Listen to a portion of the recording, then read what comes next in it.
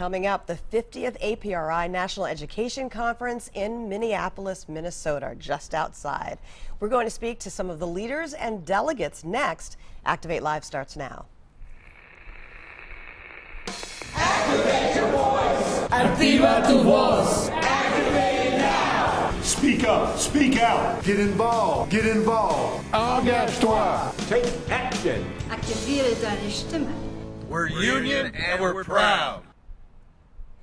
Welcome to Activate Live. I'm Tanya Hutchins with the Machinists Union. We are on location just outside Minneapolis, Minnesota for the A. Philip Randolph Institute's National Education Conference. It's the 50th anniversary. While registration starts today, delegates are beginning to arrive, and we'll speak with some of the leaders here in just a moment. But first, some labor news. The Machinists Union and IBEW have reached a tentative agreement with General Electric. It offers significant improvements to the company's proposal that was previously rejected by the members. The IAM addressed retirement needs of new employees. Both the IAM and IBEW are recommending that the memberships vote to accept the latest offer. Each IAM local lodge will hold ratification votes Friday. Well, IAM International President Bob Martinez and IAM Midwest Territory General Vice President Steve Galloway visited the Regal Beloit strike line in Valparaiso, Indiana last Friday. They presented members with a $10,000 check to support their efforts. More than 100 members of IAM Local 2018 have been on strike for affordable health care and better wages for more than 5 weeks. Well, we are on location at the A. Philip Randolph Institute's National Education Conference just outside Minneapolis. Now, APRI is the AFL-CIO's oldest constituency group. And joining us now is APRI Chairman Fred Redmond of the United Steelworkers. So thanks for being here, Fred. Thank you, Tanya. Thanks for having me. And before we begin, I just want to say that I want to congratulate the IAM on their tentative agreement with General Electric. Thank you. I know that was a long struggle, and we're glad to see that we got it done. So congratulations. Thank you so much. Well, we are here on the 50th anniversary. Yep. Tell us a little bit about APRI's founding.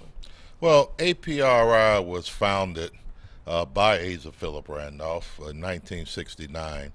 And Mr. Randolph, after a long career in the civil rights movement and then the labor movement, decided in 1969 that he wanted to enshrine his legacy by creating an institute to continue the work that he have done over numerous years in his career.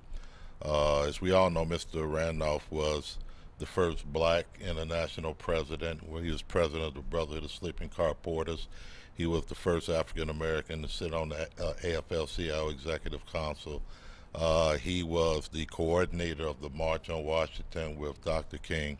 So in 1969, Mr. Randolph decided that he wanted to create the Institute to continue his work and what he called the Black Labor Alliance. And Mr. Randolph felt as though issues that's important to labor should be issues that's important to the black community, and issues that's important to the black community should be issues that are important to organized labor. So in order to continue that work, in 1969, he called a group of people together, and they started the A. Philip Randolph Institute, and our first president was Bayard Rustin. That is amazing. And Bayard Rustin, a lot of people, you know, haven't heard of Bayard Rustin, and they start to research the March on Washington and who coordinated behind the scenes. And I think, you know, his legacy is starting to come out more for a lot of people that didn't know. Yeah, and the Institute, we feel very strongly that the work that Bayard Rustin has done, you know, we take a very active role in terms of promoting the work that Mr. Rustin done, and also educate our young people on the great achievements that Bayard Rustin contributed to the civil rights movement. Can you believe that 50 years has gone by? 50 years. 50 years, and the struggles still continues. We started as an organization primarily devoted toward inclusion in the American labor movement, and we have expanded to an organization now where we have over 98 chapters throughout the United States. And we also not only work as an advocate for the labor movement, but we also do work in our communities where we live and work, particularly issues that affect the black community. So what is the mission this week? Why are we all here? Well, the mission this week is to make sure that our members and our chapters are energized, they mobilize, is that they have a clear vision. Our goal is for people to leave here with a clear vision of the problems that we're facing as a community and as a labor movement in the United States, and to make sure that we have a strategy going into 2020 where APRI, the best work we do is voter registration, voter education, and voter mobilization. And we want to make sure that we leave here with people fired up and ready to go so that we can change the dynamics of this country. And so our goal this week is to make sure that we have some dynamic workshops, which we have lined up. We got some dynamic speakers coming in who's going to talk about some of the issues of the day. And our goal this week, as I stated, is to make sure that our chapters are engaged, are ready, and leave here and do the work that needs to be done. So the chapters are meeting. I understand each union is having a caucus as well. Yeah, on I believe it's Saturday. On Saturday morning, each union will hold a caucus, and you know, the purpose of the caucus is so that the unions can strategize on what they want to take back to their regions and to their international unions and their locals in terms of trying to get that partnership to engage with APRI to do the work of the labor movement. So we'll have international union meetings on Saturday, and we'll also have regional meetings for the APRI locals. Now, I'm going to let you go because I know you have a busy schedule, but Sure. before you go, is there anything else you'd like to mention? Because I know we're going to talk to some youth in a little while. Well, you know, we are very excited because what we have done over the past 10 years, we run a youth conference in conjunction with our conference. And this year we have the biggest contingent of youth that have came here to participate in the work that we do. We have 163 youth that's registered for the conference. Most of these youth have got here through scholarships that we provided through the generous partners that we have, you know, that works with us throughout the labor movement and civic organizations. And, you know, we feel as though the young people is going to have to take the mantle and continue the work that the A. Philip Randolph Institute do, and we're excited that this is our biggest contingent of young people. Great. Anything else you'd like to mention before you go? No, I just want to say that, you know, I really appreciate your time. We really appreciate the Machinists Union. The Machinists Union have been partners with the A. Philip Randolph Institute for a number of years, and we really appreciate the work of Bob Martinez and the entire Machinists Union, and we look forward to a long and fruitful partnership going further. Well, we love working with you. Thanks so much for allowing you. us to be here. Thank you very much. We appreciate it. So if you're just joining us, we are at the A. Philip Randolph 50th Anniversary National Education Conference, and this is going on all week. So thank you to Fred Redmond so much for stopping by, and we are actually going to bring in one guest at a time. So thanks for being here, and we have a familiar face to bring in to you. From the IAM, we have another national board member here, Jim Price. Some of you may know him as James E. Price Junior. on social media, Junior on social media. So Jim, tell us a little bit about the connection between the Brotherhood of Sleeping Car Porters, TCU, and IM, because we have a very fond history. Yes, we do. And connection with APRI, don't we? Yes, we do. And a lot of people don't realize this, but the Brotherhood of Sleeping Car Porters was founded in 1925. They merged with TCU in 1978, and as well as the TCU merged with us in 2005. So the home, or the organization that Asa Philip Randolph actually set up, is embedded within the IM, and it runs through our organization very thick. How does that make you feel when you're sitting in those board meetings for APRI? Pretty proud. When you stop and you think about the fact that we're actually an organization that's been around for a very, very long time, and we're out here trying to make sure that we get people engaged with what's going on with their communities, trying to get them engaged and get them looking forward into the 2020 elections, and basically bringing some information back to their chapters so that they can engage their communities. It all makes a lot of difference. The big thing that I guess that I'm seeing here this year, last year we had 100 young people here.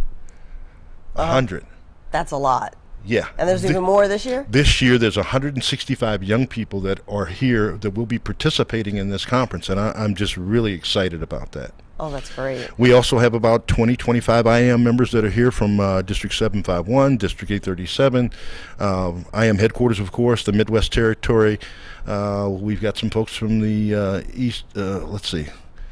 Midwest, yeah. We got Midwest reps as well. We're all very well represented here, and it's just going to be a great week. And our General Vice President is speaking tomorrow, is that right? Absolutely. Steve Galloway, General Vice President Steve Galloway, will be welcoming the A. Philip Randolph group here in Minneapolis, which is his hometown, as a matter of fact. So we're just all engaged and all gassed about this. We're ready to go.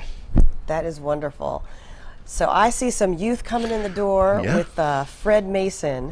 Yeah. So we want to look forward to talking about all of what's going on with the youth. If you're just joining us, we are at the A. Philip Randolph 50th Anniversary National Education Conference. So we are going to talk to Fred very briefly, because I know every national board member here is running around. So we're going to sit Fred Mason down. He's a national board member, and he is working with a lot of youth. And we're going to line up the youth, and right after you get up, we're going to have one each just come sit down and tell us who they are and what they're doing. So tell us what's going on with the youth this week. Oh, great experience. I mean, they've been coming in all morning. We've been preparing for this event, this historic event, for months. We set a record this year. We usually aim for 100. This year we have 165 young people from all over the country who are attending the A. Philip Randolph National Education Conference as we celebrate our 50th anniversary. Can you believe 50 years has gone by? It passes quickly. And it's really good because folks will come here to sort of hone their developing leadership skills. All of these folks are activists that are recommended by one of their about 110 chapters across the country, by the chapter presidents, and they've done something. They've either helped make phone calls, they've helped pass out literature in their community, and it's just a great experience. It's been very challenging because the Institute pays for them to come here for this leadership training. So a lot of them wouldn't have been able to come without the scholarship, because I would Absolutely. think I did not have any money when I was a teenager, when I was in Absolutely. college. Okay. And so we find in our midst a lot of folks who have never been outside of their home city, much less their home state. So now we have them, they're getting on airplanes, they're roaming in college dorm type settings with folks from Mississippi, end up sharing experiences with folks from Los Angeles. So it's just great. And they learn from each other. And believe me, it is a very rewarding and learning experience for me to be able to interact with them. It keeps you young, doesn't it? It absolutely does. Before I let you go, a lot of schools don't teach about unions anymore. How important is that these young people are here? Well, it's very important because in the tradition of our founders, A. Philip Randolph and Baird Rusting, and the Institute was founded in 1965 mainly to be a bridge between organized labor and the black community in particular, but supporting the efforts of all workers in the country in general. And that's the essence, that's the focal point of what folks will receive over the course of the next 3 or 4 days. Anything else you'd like to say before you go? I just love this organization. And I'm sure that the folks that you will interview shortly will express the same kind of youth. I brought along with me two relative newcomers, one who is a sophomore in high school, another one in college, and another veteran, a 10-year veteran. Well, let's start with the veteran. We're going to bring the veteran over first, okay? Yes. So we're going to switch guests right now, but we are at the A. Philip Randolph 50th National Education Conference, and I'm going to let our young people introduce themselves and say what they're going to be doing this week. So I'll let you hold this. Who are you? Where are you from? Hello, my name is Audrey Medley, and I'm actually from Oxon Hill, Maryland. This is my 10th year at the APRI conference. I actually started as a youth in 2007. Well, that was the first summer, but 2008. And I've been attending the conference ever since for the last That 5 first years. year, what brought you here that first year? Well, my mom was just like, hey, there's this A. Philip Randolph Institute educational conference, and they're doing a youth part, and they really want to bring young people out to learn more about A. Philip Randolph, and it's about unions and everything that he did for young workers and the sleeping car porters. And so I was just like, hey, it's something free, I can go. We actually went to Oakland, and it was probably one of the best things that I've ever done. I keep coming back, so I obviously must have liked it. That's right. I was about to ask you what brought you back. I like the people, of course. It's one big family, and then every year you're learning something new. The last 5 years I've been in a registration role, so I stepped up from the youth conference into the adult side of things, and that transition has really allowed me to learn even more about unions and what A. Philip Randolph's message was to everyone. So what are you doing this week? What's going on, and what is your role this week? This week I'm just working registration, but I'll be attending the conference as actually an attendee, and I'm excited about that because normally I was working as a youth leader, and being a youth leader, there's a lot of things behind the scenes that you have to do, and you don't really have the time to attend some of the sessions or the meetings, but I'm excited to attend this year the sessions and the meetings. What is your advice for the young people who have never been here before? My advice for the young people that have never been here before is keep an open mind. There are a lot of things, as you stated earlier, they don't teach about unions as much in school anymore, and this is a great conference to come and actually learn why we have the 5-day work week, why we get holidays, those things like that, and how important it is to fight in a group together as union people. That's how you get the job done, is just working together as a team. And I think that the A. Philip Randolph Institute National Education Conference is a great way to bring a lot of people from all around different walks and ways of life, especially with the youth. That some of them are in college, some of them are just starting high school, so it's allowing them to have a type of mentorship as well. I know Cleola Brown has always been a great mentor to me, and I'm very thankful for her.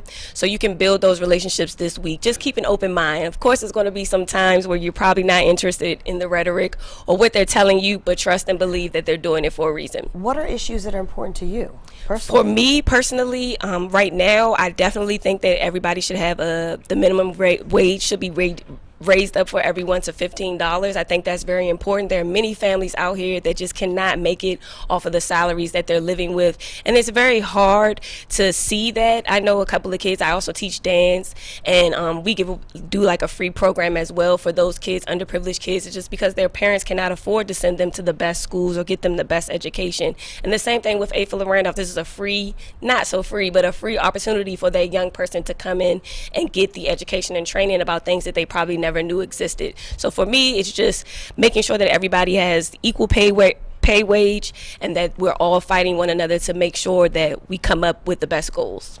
Okay, so I'm gonna let you introduce the next person. Who should we interview next? We're going to interview this pretty young lady named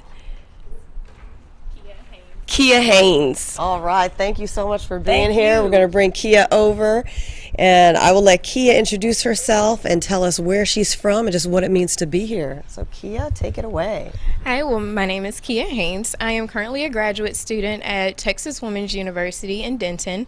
I am a May 2019 graduate of the University of Southern Mississippi, and this is actually my very first time here at this conference. What were you studying? I studied business administration with emphasis in finance and management in undergrad, and so I'm currently getting my MBA in management. All right. Yes. Well, I was going to ask you, when you first graduated, what were your prospects when you were looking out at the job market? I know you're continuing your studies, but what do you think as a young person, knowing that you'll have to find a job someday? Well, for my last semester at USM, I actually participated in an internship with our with the Winston Partnership. It's an economic development entity in my hometown. And so it showed me how important workforce development, community development, you know, I want to be able to give back to my community, help build up my own community, and, you know, teach students that you don't have to go get a 4-year degree to be successful. You know, teach students that, yes, there are trades like welding or, you know, electrical technology. You know, Yeah, there's plumbing, plenty of plumbing. Yes, yeah. there's so many other options to do. Machining. I guess I should say that as a machinist, right? Yes, ma'am. Oh my God. You know, you don't have to get a 4-year degree to be successful. What does this week mean to you being here? Well, you know, I'm just so excited because I know that A. Philip Randolph, you know, he was a civil rights activist and he did a lot, you know, in the community and all over the United States fighting for, you know, civil rights, and especially for Black people and other minorities. And so, you know, just being able to learn about him and also, you know, having the opportunity to network with people who've been here, you know, over years, especially with it being my first time. I wasn't sure what to expect, but everybody's just been so welcoming. So I'm hoping also to develop some leadership skills as well so I can apply them in my own community. So you can ask Kia as many questions as you want as the week goes on. Pretty much. Just pull me aside and just ask, you know, or hey, I might pull a few people to the side and ask myself.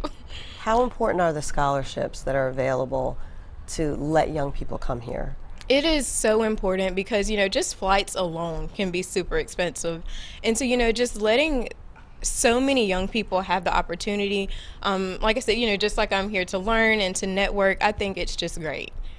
Wonderful. Anything else you'd like to say? I just want to thank everybody for the opportunity for being here. I'm really excited for a great week. Excellent. Thanks so much. Good luck with everything that you do. I appreciate it. We have been talking to people here, young people at the A. Philip Randolph National Education Conference. It starts today. Registration is happening. People are starting to arrive. We're actually in Bloomington, Minnesota, just outside Minneapolis. If you want more information on the website, you can go to apri.org after our show, but we have another young person to bring to you, so we'll let you introduce yourself and just tell us what you look forward to this week. Good afternoon. I'm Connor Whitley. I'm from New Orleans, Louisiana, and I'm a sophomore in high school. So what I want to do here is learn about A. Philip Randolph, just get more knowledgeable and get accustomed to everything that's going on because I'm really nervous right now. You're fine. You don't look nervous. I am very nervous. How did you hear about it this week? My grandmother and my grandfather, they're in the AFT, and they invited me to come here. Wonderful. So you just got here. It's your first time. Yes, ma'am. What do you hope to learn by the end of the week? I want to learn a lot more about A. Philip Randolph because, you know, I'm just new and I haven't really heard about much. So not in school? He was never mentioned really in school? Not really. It's usually about just regular stuff going on in class. And I want to learn more about like other things in life, because a lot of the stuff that's going on in class right now is just regular standard stuff that we've been taught for like forever. Do they even mention unions? No. No. See, that's where we're trying to fill some of the gap here. The only thing I ever heard about unions was from my grandparents. That was really it. Wow. Not even my parents really talk about it. So your grandparents, yeah, that's 2 generations away. Wow. So now, but you'll be able to go back after this week and tell your friends and your classmates at school what you've learned. Yes, ma'am. I will. That's wonderful. What are your hopes and aspirations after high school? My hopes and aspirations after high school is to learn about law, because I feel like some of the laws are unfair around, and especially with all the stuff that's going on around right now with the past shootings and stuff, and I feel like it's just taking away people, and I feel like some of the laws need to be fixed and some of the laws need to be changed so that we can keep people staying alive and stuff, because a lot of the stuff that's going on isn't right. That's important, keeping everyone alive. Thank you so much for being here. I appreciate it. I wish you the best of luck this week. I'm going to bring in Jim Price to introduce a very special guest we're hoping we could bring in. So Jim, I'm seeing some familiar faces in the room. Who do we have we're here? seeing some familiar faces, and we've got a face that basically everybody should know. When you hear him, you'll understand. You'll hear his voice. We actually have Joe Madison, the Black Eagle, here at APRI this year, and Joe. He's one of our featured speakers. He's our right? featured speaker. He's doing a town hall tonight, and we're going to get him in here and see if he'd like to say a few things. Yeah, maybe he could give us a preview. A preview of what? Hall. Exactly. That'd be great, Joe. All right. See, we just roll with the punches here. Anybody who's in the room, we just bring him in. Thanks for being here, Joe. Hey, how are you? I'll let you hold the mic. I'm doing okay. All right. That's our machinist union mic, you know. All right. The IAM. All right. Hey. So you came in for this town hall tonight. What do you hope to accomplish tonight? Well, we are interviewing Jesse Jackson's wife. Jacqueline Jackson wrote her first book. It is a collection of letters that she wrote to Jesse Jackson Jr. while he was incarcerated. And she wrote him every single day. That is incredible. He saved all the letters. Wow. And she then turned the letters into a book. It is, some of it is very personal. Some of it talks about social justice, talks about, the thing I loved about the book was, and I'm going to do this evening as I moderate this discussion. One of the things I'm going to ask people is how many of us know someone who's in prison? Yep. I did this at a previous meeting. Everyone raised their hand. Yep. Whether it's a family member, a friend. That was my second question. How many of them were family members? Wow. Everyone kept their hands up. And the book hit me because I have a nephew who's incarcerated. He's a namesake. And I didn't know how to talk to him. I didn't know what to write him about, what to talk to him about. And this book, it is so personal. I don't think she ever thought the letters would be published. That is sometimes the best books, because people don't write letters thinking that the world will read them. And even letter writing in itself. Is, I mean, yeah, because it's a lost art now. Yes. Everything now is what 140 characters.